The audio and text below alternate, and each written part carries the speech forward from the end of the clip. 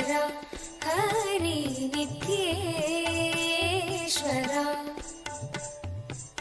मूषिकवाहन मङ्गलदायक गौरीनन्दना नित्यपुरीश नित्येश्वर हरि नित्येश्वर नित्येश्वर हरि नित्येश्वर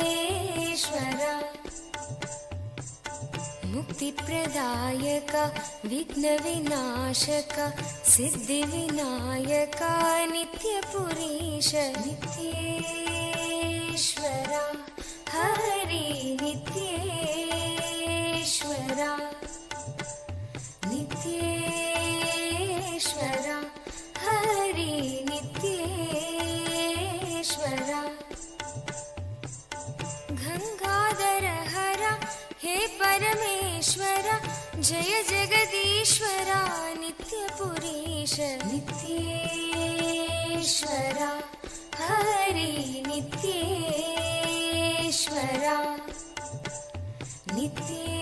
नित्येश्वर हरि नित्येश्वर शिवशक्तीश्वर श्रीशैलेश्वर शम्भो शङ्कर नित्यपुरीश नित्येश्वर हरि नित्येश्वर नित्येश्वर हरि नित्येश्वर माधव मुरहर मधुर मनोहर गिरिधर नागर नित्यपुरीश नित्येश्वर हरि नित्येश्वर नित्येश्वर हरि नित्येश्वर अभयप्रदायक आनन्ददायक भक्त उदाहरण नित्यपुरीश नित्येश्वर हरि नित्येश्वर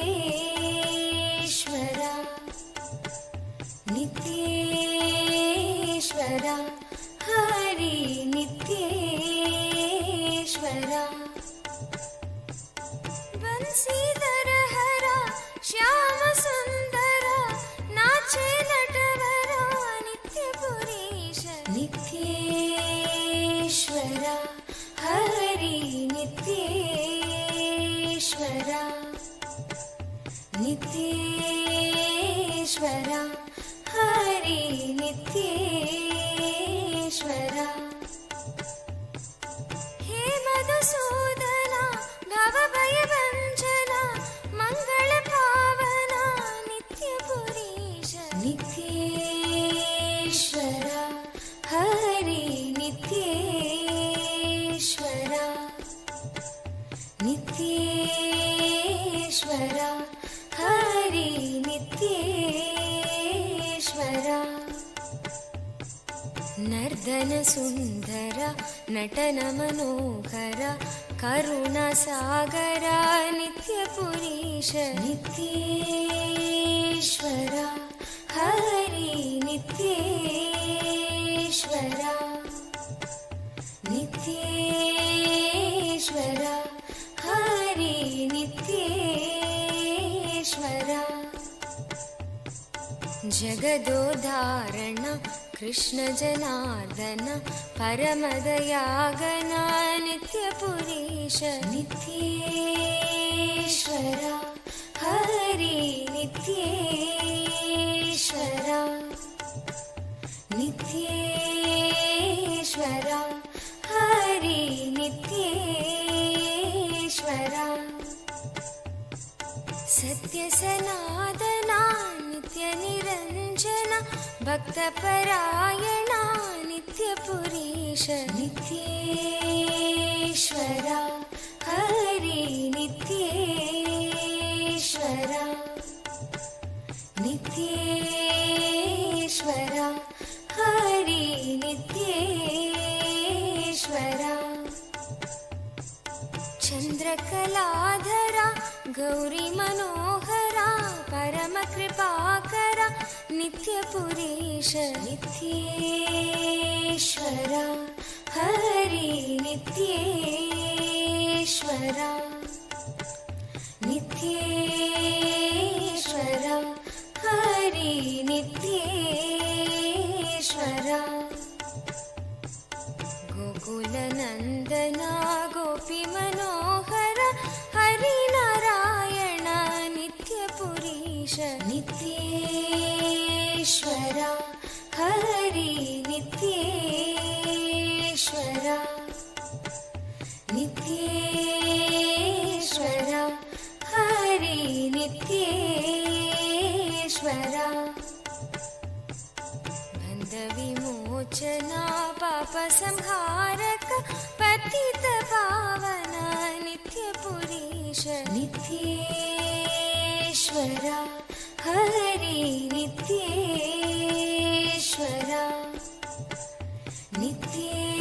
नित्येश्वरा हरि नित्येश्वरा चन्द्रशेखरा पन्नगभूषण निखिललोचना नित्यपुरीश नित्येश्वरा हरि नित्येश्वरा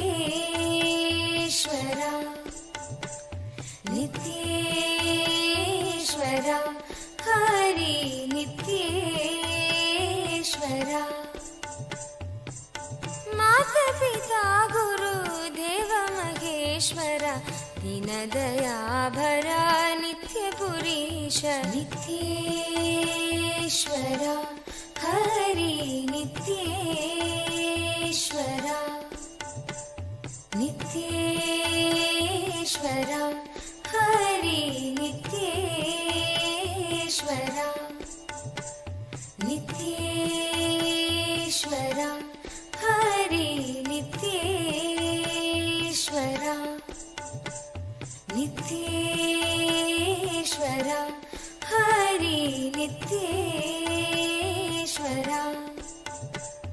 नित्येश्वरा हरि नित्येश्वरा मन से कहो नित्य नित्य नाम प्रेम मुदित मन से कहो नित्य नित्य नाम प्रेम मुदित मन से कहो नित्य नित्य नाम प्रेम मुदित मन से कहो नित्य नित्य नाम नित्य नित्य नाम नित्य नित्य नाम नित्य नित्य नाम नित्य नित्य नाम नित्य नित्य नाम नित्य नित्य नाम प्रेम मुदित मन से कहो नित्य नित्य नाम नित्य नित्य नाम नित्य नित्य नाम नित्य नित्य नाम प्रेम मुदित मन से कहो नित्य नित्य नाम नित्य नित्य नाम नित्य नित्य नाम नित्य नित्य नाम प्रेम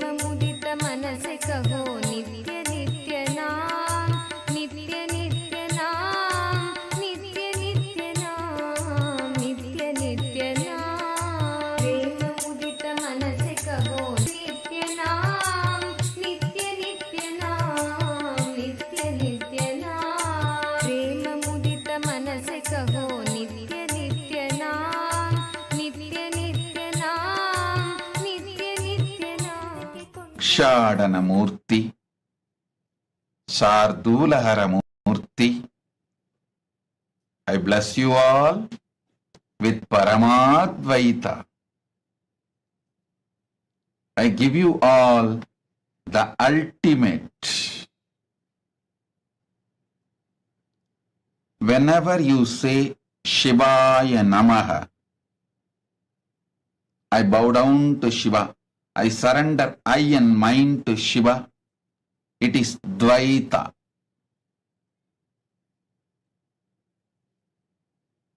Duality. Shiva is there, you are there, you are surrendering to Shiva. Whenever you say Shivoham, I am Shiva, Shiva is me, it is Advaita. Even in that, there is an imaginary gap. Shiva is me. So, Shiva exists, you exist, both of you exist together. But the ultimate truth is only Shiva exists. Whether I should exist in the way of surrendering or I should exist in oneness with him, let him decide. Shiva, Shiva, Shiva. Whether it should be the relationship Shivaya Nama or Shivoham, let him decide. Shiva, Shiva, Shiva. He exists. Shiva exists. How I should exist, how I should relate with him, let him decide. Shiva exists. Shiva exists. Shiva exists. Is Paramadvaita. Shivaya Nama is Dvaita. Shivoham is Advaita in Bhava level, in visualization level. Shiva, Shiva, Shiva. Only he exists. Whether I should exist, whether should I have the relationship Shivaya Nama with him, or should I have the relationship of Shivoham with him, let him decide. He exists. Only that is the ultimate truth, confirmed truth. How I exist, how I should exist, how ideally I should exist, all that let him decide. So Shiva, Shiva, Shiva, he exists, is Paramadvaita. Paramadvaita.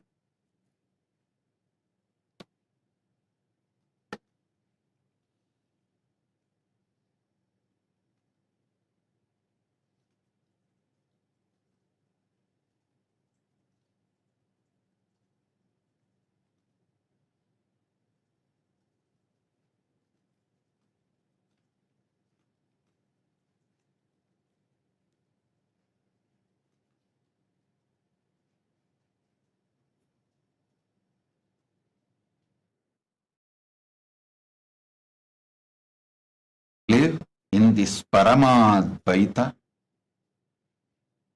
in your inner space consciously, with your will, consciousness. Decide Paramashiva exists. Shiva, Shiva, Shiva, Paramashiva, Paramashiva, Paramashiva. Whether I should be in the state of Shivaya Nama or Shivoham, only he should decide, not me.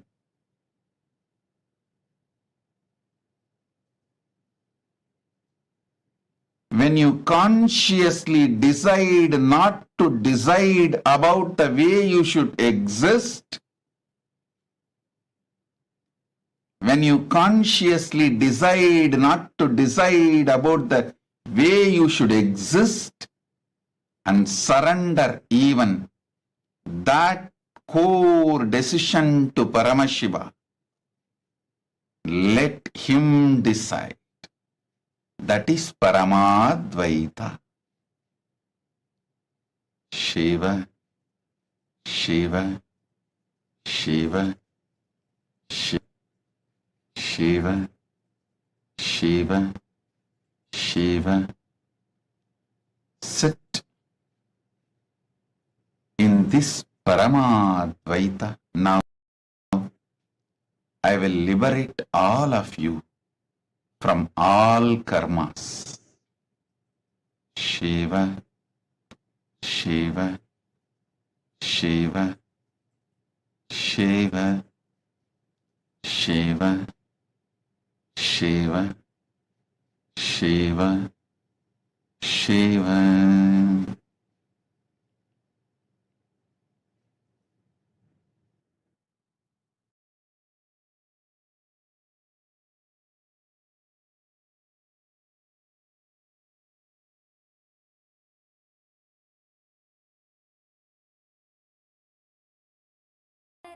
அந்த புனித திருநாளின் தரிசனம் கருணையாய் நித்யன் கையிலையில் தந்த நிகரில்லாத உயர் தரிசனம் உலகையே இங்கு கடவுளாய் மாற்ற கடவுளே தரும் தரிசனம் கவிதையாய் மாற வரிகளும் ஏங்கும் கரையில்லாத உயர் தரிசனம் தரிசனம் கல்பதரு தரிசனம் ஞானபீட மகாசம்ஸ்தான சிம்ஹாசன தரிசனம் தரிசனம் நித்யானந்தன் தரிசனம் ஞானபீட மகாசம்ஸ்தான சிம்ஹாசன தரிசனம் தரிசனம் நித்யன் தரிசனம் தரிசனம் தெய்வ தரிசனம் தரிசனம் நித்யன் தரிசனம் தரிசனம் தெய்வ தரிசனம்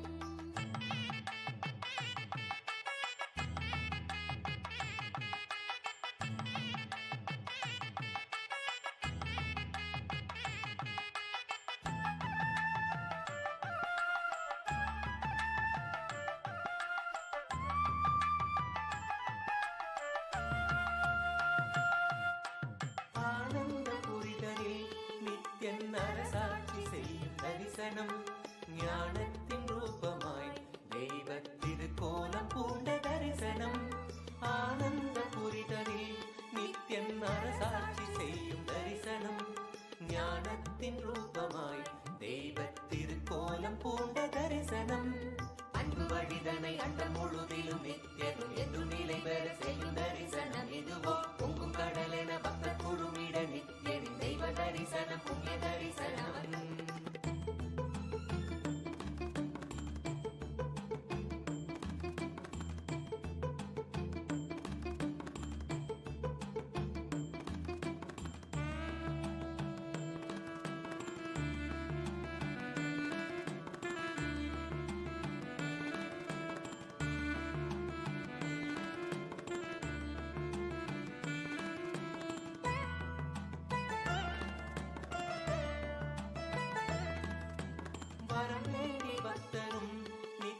பதம் நாடக்கூடும் தரிசனம் அவதார நாளிலே நித்யன் அருக்கோலம் பூண்ட தரிசனம் வரம் வேண்டி பக்தரும் நித்யனின் பதம் நாடக்கூடும் தரிசனம் அவதார நாளிலே நித்யன் அருக்கோலம் பூண்ட தரிசனம் மண்ணும் மகிழ்ந்திடும் விண்ணும் முறைந்திடும் ஆனந்தத்தின் எல்லை கடந்திடும் திவ்ய தரிசனம் எதுவோ பக்தர்களும் பொங்கும் எண்ணம் கடந்திட தியானம் தனி வையும் தனி சொல்ல வந்த தரிசனம் அல்லவோ அருள் வாழ்வின் பொருள் இந்த தரிசனம் நித்யானந்தன் யுகம் காக்கும் தரிசனம் தரிசனம் கல்பதரு தரிசனம்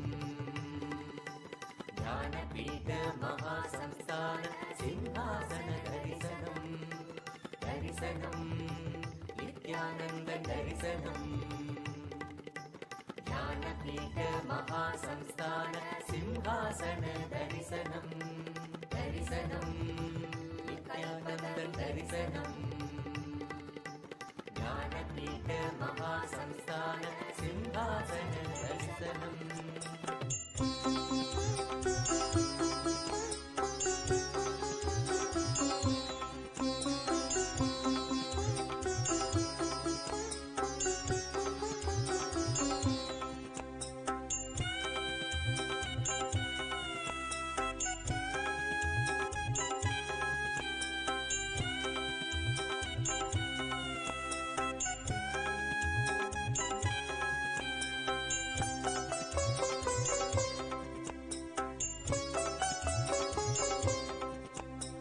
जयतु जयतु आनन्देश्वर जयतु जयतु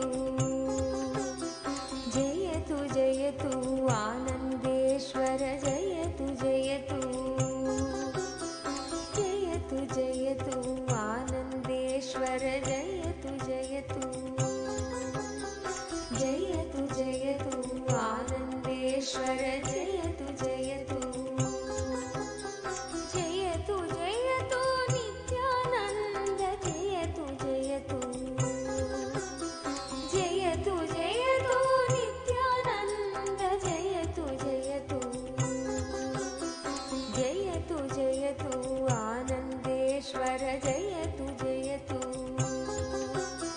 जयतु जयतु आनन्देश्वर जयतु जयतु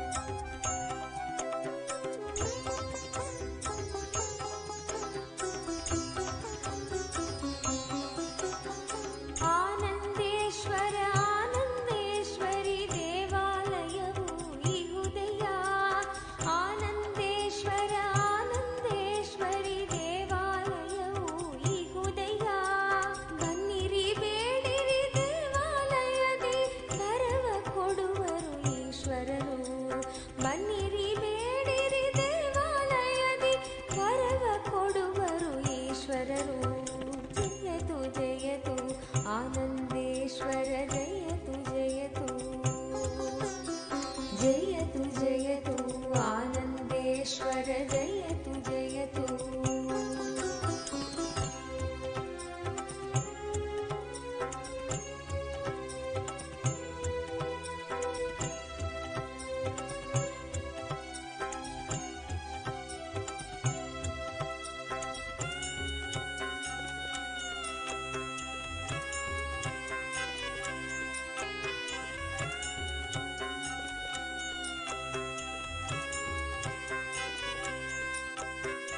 ಸ್ವಯಂಭೂಲಿಂಗದ ಪ್ರಾಣ ಪ್ರತಿಷ್ಠೆಯ ಸ್ಥಾಪನೆಗೈದಿಗ ಸ್ವಾಮಿಗಳು ಸ್ವಯಂಭೂಲಿಂಗದ ಪ್ರಾಣ ಪ್ರತಿಷ್ಠೆಯ ಸ್ಥಾಪನೆಗೈದಿಗ ಸ್ವಾಮಿಗಳು ಬನ್ನಿರಿ ಬನ್ನಿರಿ ಪೂಜೆಯ ಮಾಡಿರಿ ಆತ್ಮ ಶಾಂತಿಯ ಪಡೆಯಿರಿ ಬನ್ನಿರಿ ಬನ್ನಿರಿ ಪೂಜೆಯ ಮಾಡಿರಿ ಆತ್ಮ ಶಾಂತಿಯ ಪಡೆಯಿರಿ ಜಯತು ಜಯತು ಆನಂದೇಶ್ವರ ಜಯತು ಜಯತು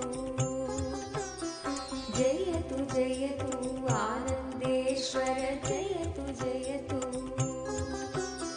ಜಯತು ಜಯತು ಆನಂದೇಶ್ವರಿ ಜಯತು ಜಯತು ಜಯತು ಜಯತು ಆನಂದೇಶ್ವರಿ ಜಯತು ಜಯತು ಜಯತು ಜಯತು ನಿತ್ಯಾನಂದ ಜಯತು ಜಯತು ಜಯತು ಜಯತು ನಿತ್ಯಾನಂದ ಜಯತು ಜಯತು ಜಯತು ಜಯತು ಆನಂದೇಶ್ವರ ಜಯತು ಜಯತು ಜಯತು ಜಯತು ಆನಂದೇಶ್ವರ ಜಯತು ಜಯತು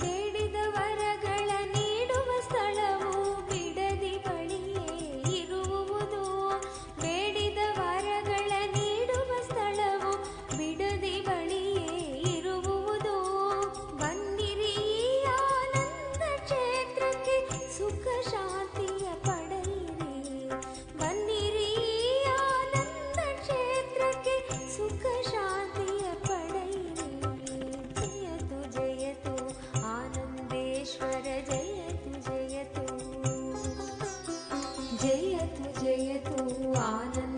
आनन्देश्वर जयतु जयतु।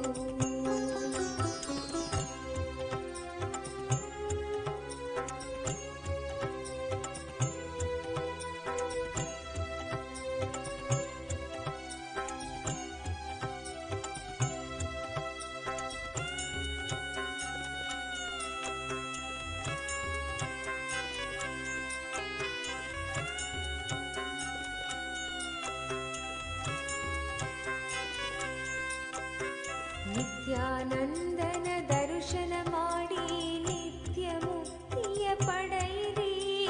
ನಿತ್ಯಾನಂದನ ದರ್ಶನ ಮಾಡಿ ನಿತ್ಯ ಮುಕ್ತಿಯ ಪಡೆಯಿರಿ. ನಿತ್ಯಾನಂದನ ಆಶ್ರಯ ಪಡೆದು ಜೀವನ್ ಮುಕ್ತಿಯ ಪಡೆಯಿರಿ. ನಿತ್ಯಾನಂದನ ಆಶ್ರಯ ಪಡೆದು ಜೀವನ್ ಮುಕ್ತಿಯ ಪಡೆಯಿರಿ. ಜಯತು ಜಯತು आनन्देश्वर जयतु जयतु। जयतु जयतु आनन्देश्वर जयतु जयतु। जयतु जयतु आनन्देश्वरि जयतु जयतु। जयतु जयतु आनन्देश्वरि जयतु जयतु। जयतु जयतु नित्यानन्द जयतु जयतु। जयतु जयतु नित्यानन्द जयतु जयतु।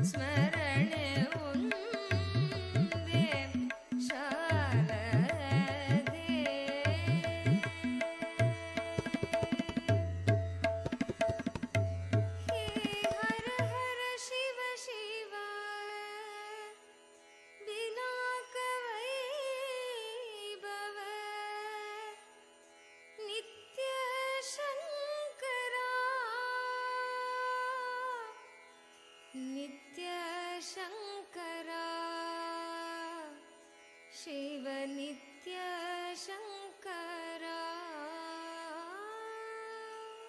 हे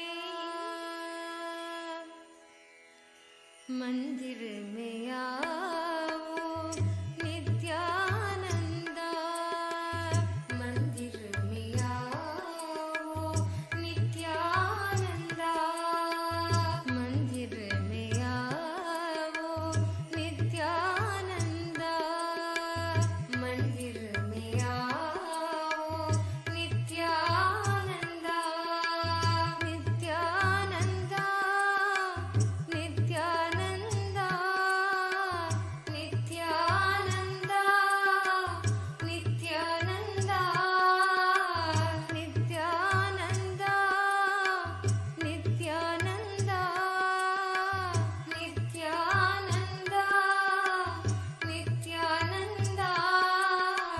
मंदिर में आओ नित्यानंद मंदिर में आओ नित्यानंद मंदिर में आओ नित्यानंद मंदिर में आओ नित्यानंद नित्यानंद नित्यानंद नित्यानंद नित्यानंद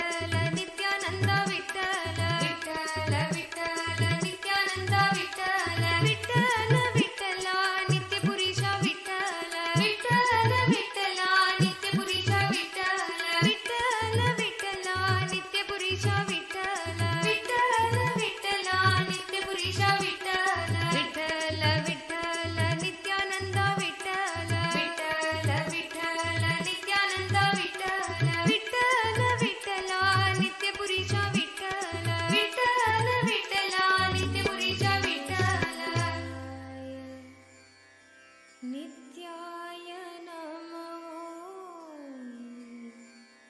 ॐ नमः शिवाय नित्याय नमः ॐ नमः शिवाय नित्याय नमः ॐ नमः शिवाय नित्याय नमः ॐ नमः शिवाय नित्याय नमः ॐ नमः शिवाय नित्याय नमः ॐ नमः शिवाय नित्याय नमः ॐ नमः शिवाय नित्याय नमः ॐ नमः शिवाय नित्याय नमः ॐ नमः शिवाय नित्याय नमः शिव शिव हर हर नित्याय नमः हर हर शिव शिव नित्याय नमः शिव शिव हर हर नित्याय नमः हर हर शिव शिव नित्याय नमः शिव शिव हर हर नित्याय नमः हर हर शिव शिव नित्याय नमः शिव शिव हर हर नित्याय नमः हर हर शिव शिव नित्याय नमः हर हर महादेवा श्री कैलासोन्नतद्वादशान्त श्यामलापीठारूढ श्री मीनाक्षि सुन्दरेश्वरा भिन्नस्वरूप परशिवपुत्र रत्न कुमार गुरुमण्यतुल्यावतार श्रीपार्वती स्तन्यपानलब्ध दिव्यज्ञान विश्रुत सकल निगमागमसारभूत द्राविड वेद प्रवक्त्रे श्रीमत्परमशिव करुणा समधिगत मुक्तामय चतुरश्रयान गीयमान छत्र चामर श्रीचिह्न काहलादि समस्त बिरदावल्यलङ्कृत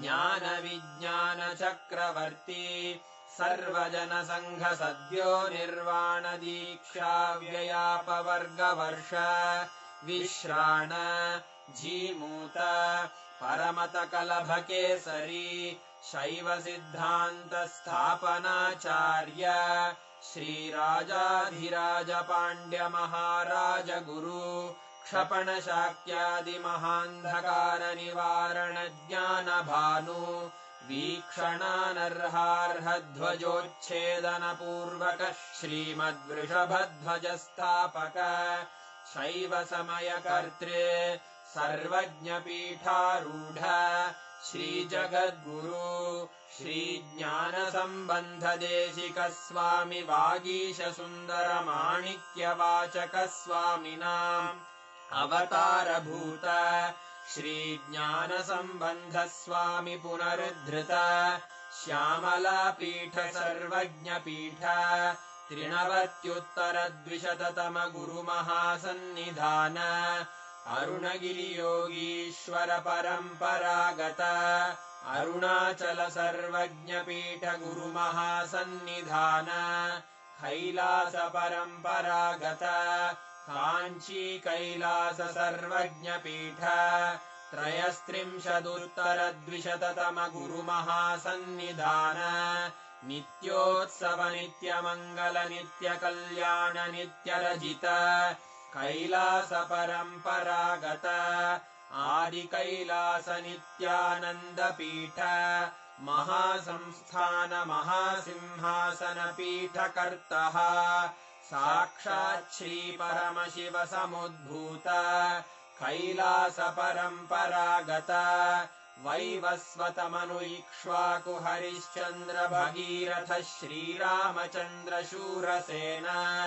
इत्यादि अनवच्छिन्न सार्वभौम चक्रवर्ति परंपरागत चतुष्षष्टि योगिनी मंडित चतुष्षष्टि संप्रदाय प्रवर्तक मनुधर्म शासन सूर्यवंश प्राप्त सर्वज्ञ पीठ सुरांगी साम्राज्य मूर्धाभिषिक्त चूड़ामणे साक्षात् श्री परमशिव समुद्भूत कपिल महागुरु पुनरुद्धृत महानिर्वाणिपीठ अष्टोत्तरसहस्र श्रीमहामण्डलेश्वर साक्षात् श्रीपरमशिव सिंहासनाभिषिक्त समस्तगणनायक श्रीमहागणपतिसमारम्भ अनवच्छिन्न पीठाधीश्वर गुरुपरम्परा प्राप्त अटलपीठ अष्टोत्तरसहस्र श्री अटलपीठाधीश्वर धर्ममुक्तिस्वर्गपुरस्वर्णपीठ त्रयोविंश गुरुमहासन्निधान कैलास परम्परागत आदिपीठ सर्वज्ञपीठ जगद्गुरो श्रीकैलास पुनरुद्धारक श्रीकैलास परमाचार्य श्रीमत्परिव्राजकाचार्य वर्य सच्चिदानन्द प्रणवस्वरूप श्रोत्रिय ब्रह्मनिष्ठ श्रीमज्जगद्गुरु श्रीलश्री भगवच्छ्री नित्यानंद परमशिव श्री ज्ञान संबंध देशिक परमाचार्य स्वामिन् अत्रागत्य परिपाल्य च अस्मान् विज्ञान वितरणेन विजयी भव जय जय।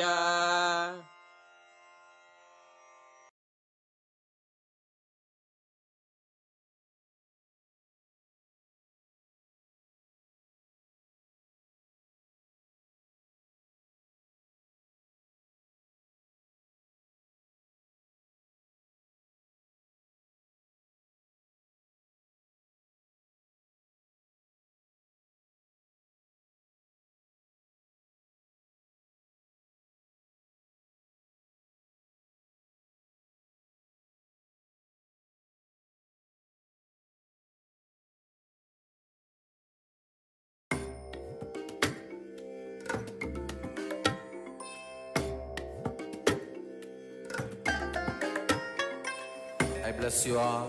Let you all open all your three eyes and manifest the powers of Mahasadashiva. Om Nityananda Paramashivam. Om Nityananda Paramashivam. Om Nityananda Paramashivam. Om Nityananda Paramashivam. Om Nityananda Paramashivam. Om Nityananda Paramashivam. Om Nityananda Paramashivam. Om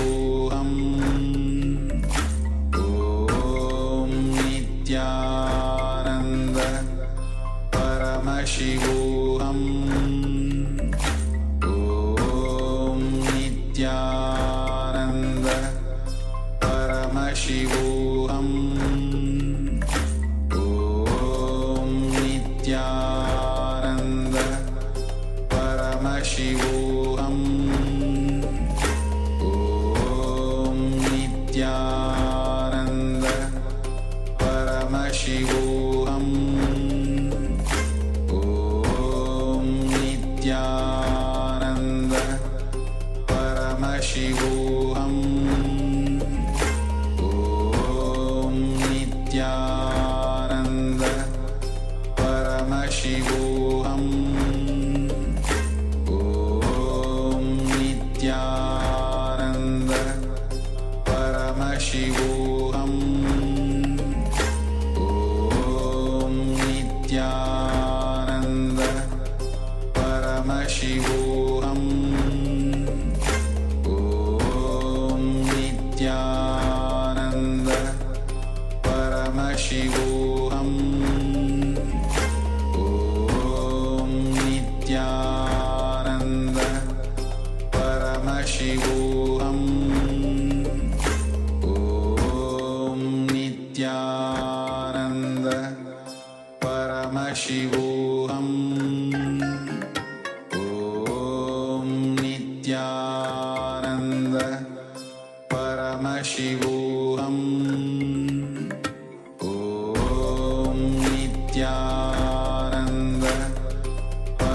Paramashivoham.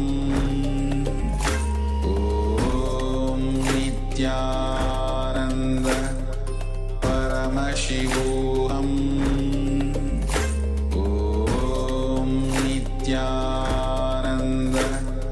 Paramashivoham. Om Nityananda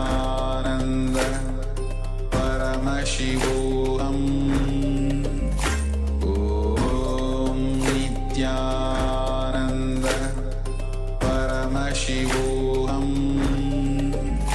Om Nityananda Paramashivoham.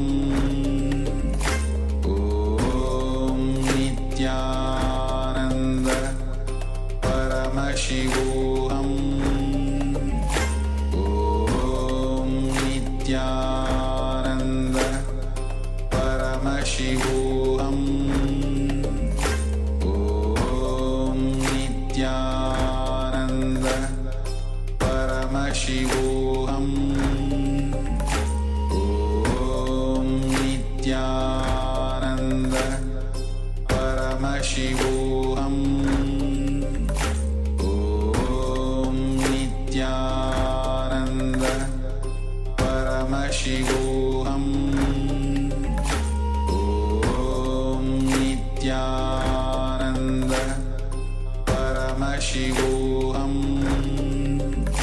Om Nityananda Paramashivoham. Om Nityananda Paramashivoham. Om Nityananda Paramashivoham.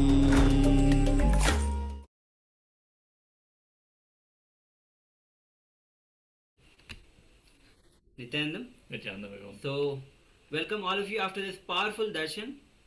I hope all of you have enjoyed the darshan and received the blessings from Swamiji. And what a wonderful day just after Ganesh Chaturthi, and all of you are here receiving the blessings and for everything that you wanted. So, just after the darshan, this is the time when you start manifesting the powers of Paramashiva, when you are envolved with the energy, with the initiation. Let's begin with the power manifestation.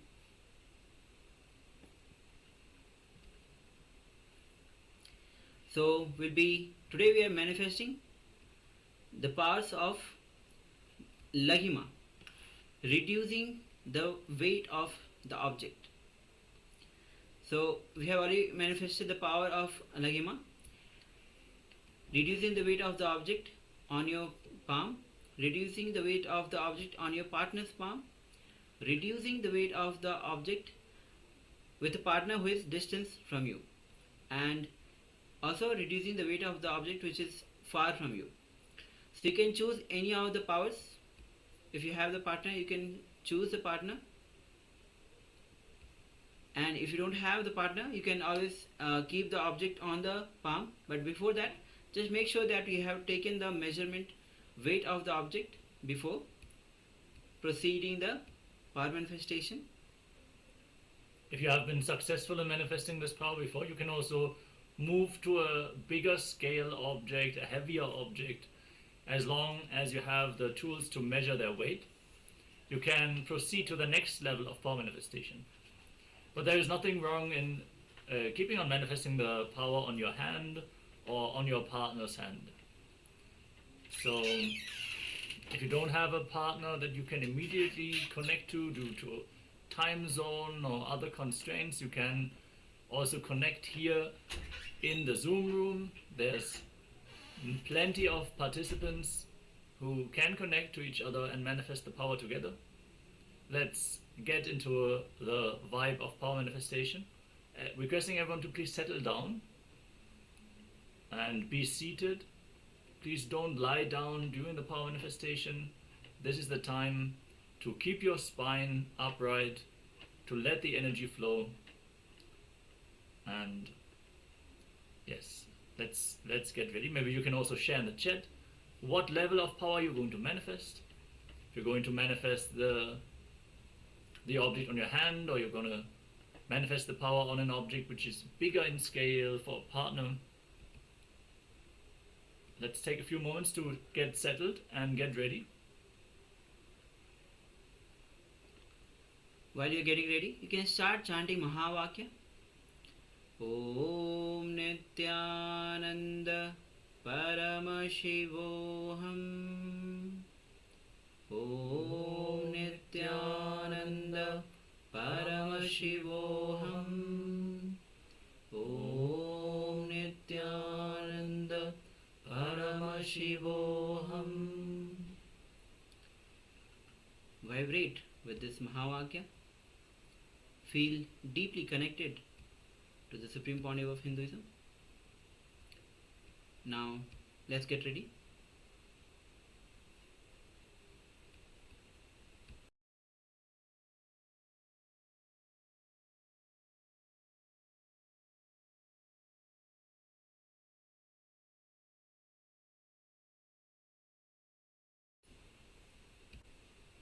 Please continue to chant Mahavakya. Now declare intensely to reduce the weight of the object. Now as you are in the oneness with Swamiji, your sheer declaration will change the weight of the object. With absolute unclutching, complete completion, oneness, experience the state, space, powers and being of Paramashivam. Keep chanting Mahavakya. It is through oneness that power starts manifesting through you. Bring intensity in the declaration. Let Swamiji's energy flow through you. So do not apply your logic while manifesting the powers, because it is Swamiji who is manifesting through you.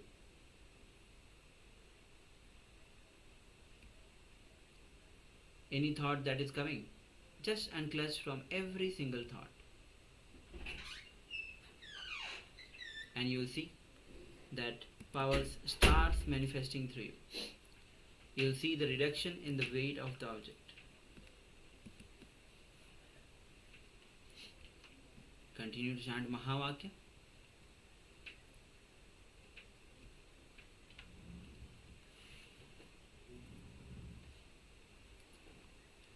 As just after darshan you are in the space of oneness with Swamiji,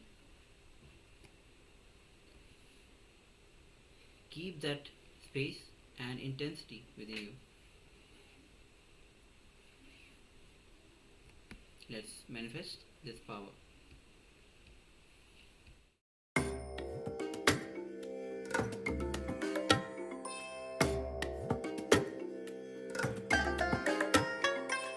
I bless you all. Let you all open all your three eyes and manifest the powers of Mahasadashiva. Om Nityananda Paramashivam. Om Nityananda Paramashivam. Om Nityananda Paramashivam. Om Nityananda Paramashivam. Om Nityananda Paramashivam. Om Nityananda Paramashivam. Om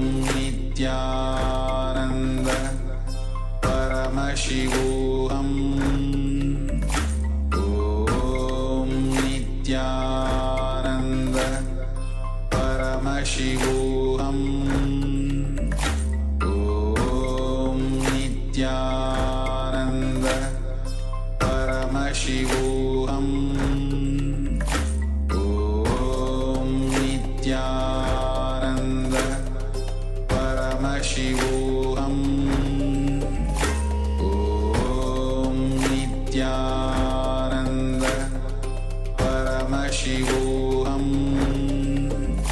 Om